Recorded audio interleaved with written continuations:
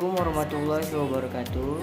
Saya Muhammad Reza dengan NIM 0310201030. Saya merupakan mahasiswa dari Universitas Islam Negeri Sumatera Utara, Fakultas Ilmu Tarbiyah dan Keguruan, Prodi Pendidikan Biologi. Di sini saya dalam rangka melaksanakan ujian akhir semester mata kuliah telah kurikulum. Dosen pengampu Ibu Umi Nur Afini Wijayanti MPD. Saya di sini akan menjawab beberapa pertanyaan yang diajukan kepada saya.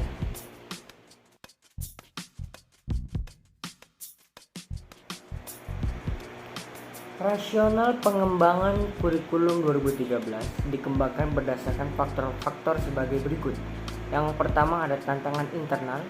Tantangan internal antara lain terkait dengan kondisi pendidikan terkait dengan tuntutan pendidikan yang mengacu kepada 8 standar nasional pendidikan yang meliputi standar isi, standar proses, standar kompetensi lulusan, standar pendidikan dan tenaga kependidikan, standar sarana dan prasarana, standar pengelolaan, standar pembiayaan, dan standar penilaian pendidikan. Tantangan internal lainnya terkait dengan perkembangan penduduk Indonesia dilihat dari pertumbuhan penduduk usia produktif. Saat ini, jumlah penduduk Indonesia usia produktif berkisar antara 15 sampai 64 tahun lebih.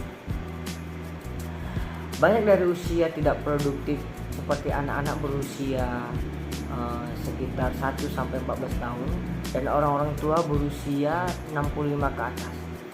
Jumlah penduduk di usia produktif ini akan mencapai puncaknya pada tahun 2020 hingga 2035. Pada saat angka mencapai 70%. Oleh sebab itu, tantangan besar yang dihadapi adalah bagaimana mengupayakan agar sumber daya manusia usia produktif yang melimpah ini dapat ditransformasikan menjadi sumber daya manusia yang memiliki kompetensi dan keterampilan melalui pendidikan agar tidak menjadi beban. Yang kedua ada tantangan eksternal. Tantangan eksternal antara lain terkait dengan arus globalisasi dan berbagai isu terkait dengan masalah lingkungan hidup, kemajuan teknologi dan informasi, kebangkitan industri, kreatif dan budaya, dan pengembangan pendidikan di tingkat internasional. Arus globalisasi akan menggeser pola hidup masyarakat dari agraris dan perniagaan tradisional menjadi masyarakat industri dan perdagangan modern seperti dapat terlihat di WTO.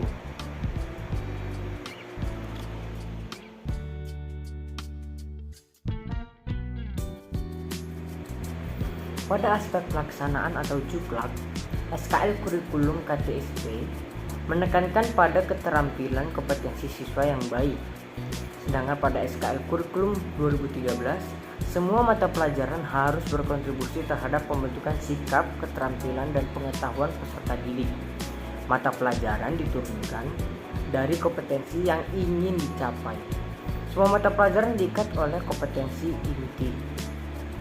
Kompetensi inti keenam, keselarasan tuntunan kompetensi lulusan, isi, proses, pembelajaran, dan penilaian.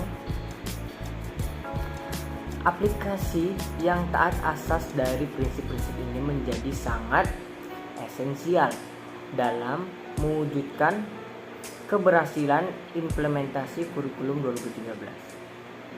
Pada aspek penggunaan SKL kurikulum KTSP untuk memberikan dorongan kepada sekolah agar mampu mengembangkan kurikulum sekolah sesuai dengan standar isi dan standar kompetensi lulusan. Sedangkan pada SKL kurikulum 2013 sebagai acuan pengembangan kurikulum dalam mewujudkan tujuan pendidikan. Pada aspek cakupan SKL, pada SKL kurikulum K13 berdasarkan Permendikbud nomor 54 tahun 2013 tentang standar kompetensi lulusan, cakupannya pendidikan dasar dan menengah. Sedangkan pada SKL kurikulum KTSP, pendidikan dasar dan menengah sebagaimana yang ditegaskan dalam Peraturan Menteri Pendidikan Nasional nomor 24 tahun 2006 tentang pelaksanaan SI dan SKL, ditetapkan oleh Kepala Sekolah setelah memperhatikan pertimbangan dari komite sekolah.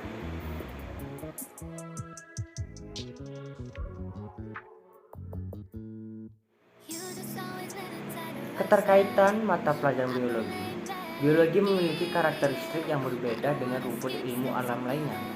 Mata pelajaran biologi bertujuan untuk menumbuhkan sikap spiritual dan sikap sosial, membekali pengetahuan dan keterampilan kepada peserta didik yang relevan dengan biologi agar peserta didik mampu untuk menyelesaikan persoalan dalam kehidupan sehari-hari sebagai pribadi yang baik dan sebagai warga negara.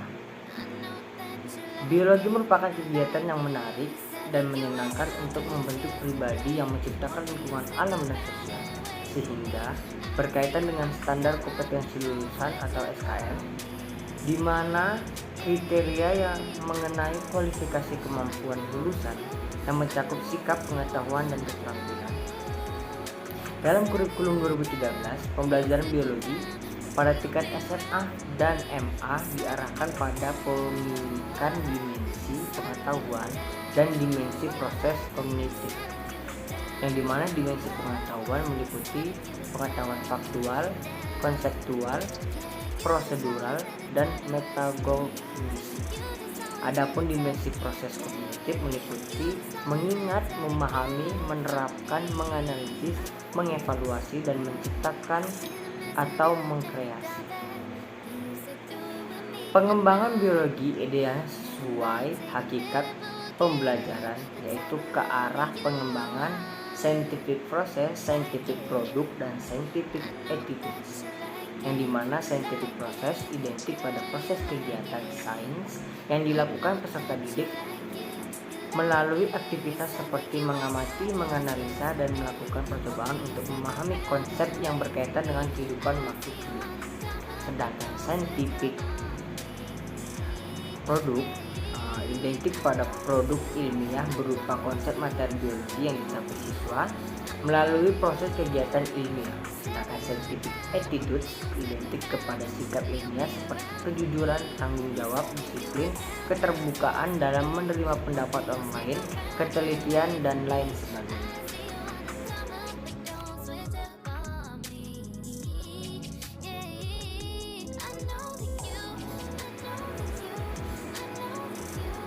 Pada lingkup penilaian, Pasal 2, penilaian pendidikan pada pendidikan dasar dan pendidikan menengah terdiri atas yang pertama ada penilaian hasil belajar oleh pendidik, yang kedua ada penilaian hasil belajar oleh satuan pendidik, dan yang terakhir ada penilaian hasil belajar oleh pemerintah.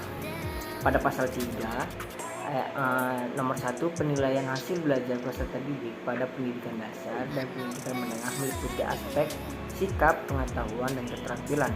Nomor 2, penilaian sikap sebagaimana dilakukan pada ayat 1 huruf A merupakan kegiatan yang dilakukan oleh pendidik untuk menginformasi deskriptif mengenai perilaku peserta didik.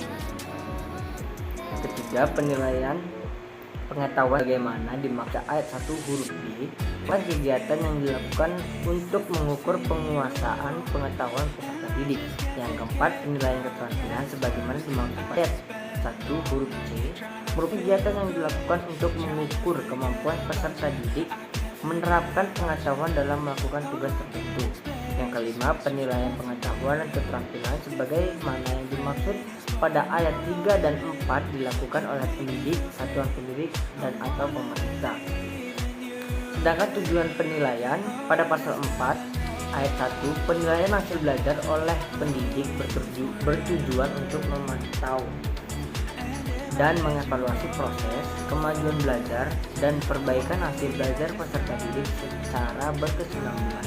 Pada pasal 2, penilaian hasil belajar oleh satuan pendidik bertujuan untuk menilai pencapaian standar kompetensi lulusan untuk semua mata pelajaran.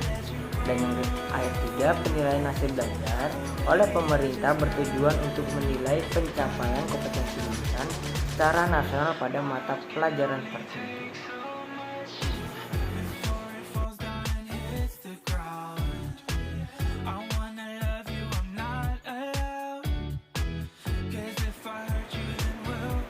Jika dilihat dari struktur kurikulum, ada beberapa perubahan terdapat pada kurikulum prototipe dibandingkan dengan K13.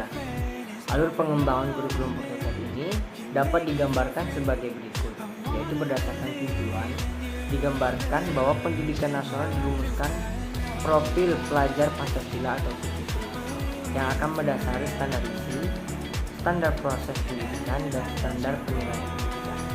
Mengacu kepada semua hal di atas, pemerintah menetapkan struktur kurikulum, capaian pembelajaran atau CIP, prinsip pembelajaran, dan asesmen. Selanjutnya, sekolah menetapkan kurikulum operasional yang dikembangkan sendiri secara mandiri. Struktur kurikulum yang ditetapkan pemerintah dalam bentuk minimum.